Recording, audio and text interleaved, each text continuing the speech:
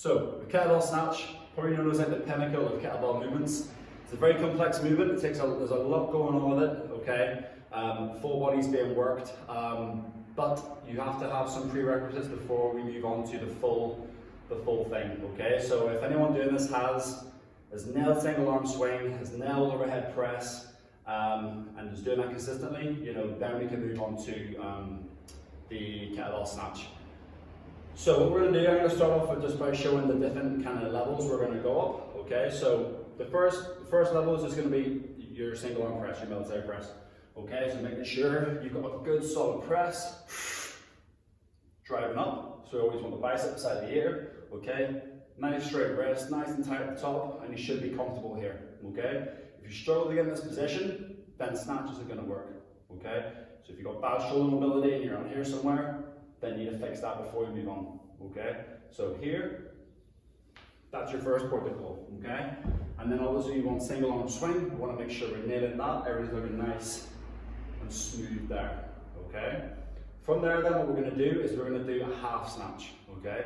So basically do snatch from the top to the bottom, okay? So all that means is we're going to bring the kettlebell to the top. We're going to focus on that lowering phase, okay? And as that lowers, again, we're thinking about keeping the kettlebell as close to the body as we can. If we're throwing the kettlebell away, that's going to get heavier, okay? It's going to fatigue our grip, our forearms, and we're not going to last very long, okay? And it's probably going to tear your hands to pieces.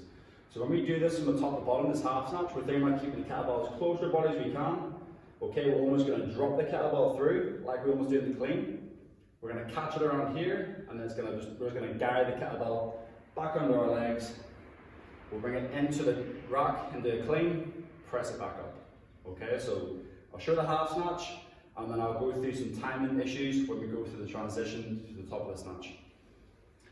So, what we're going to be doing first is just bring it into the rack, pressing up, and then from here, again, we're trying to think about keeping the kettlebell as close to our body as we can. Bring it back up, okay? So you'll see them letting the kettlebell drop. You're going to catch it around that kind of T-Rex arm position, so imagine a big T-Rex. Catching it around here, and then drag it back through. Okay, so from here, it's going to stay close. Back up. Okay? Again, elbow nice and close. Think about bringing the pinky towards your belly button. Pinky, belly button. Okay? So here, back in. Okay? And what this does by keeping the kettlebell close to the center line of our mass, I said before, we're not fatiguing the fingers as much, we're not fatiguing the forearm, and we're actually making it more efficient. If I was to get the hair and throw that kettlebell away, the kettlebell's creating more energy, and it's going to just actually grip harder, which means obviously it's not going to be efficient and going to get tired real quick. Yes, you can still do the snatch that way, but you're going to fatigue very quick, okay? So, that's your half snatch, okay? So we're going from here, all the way under, rack, press.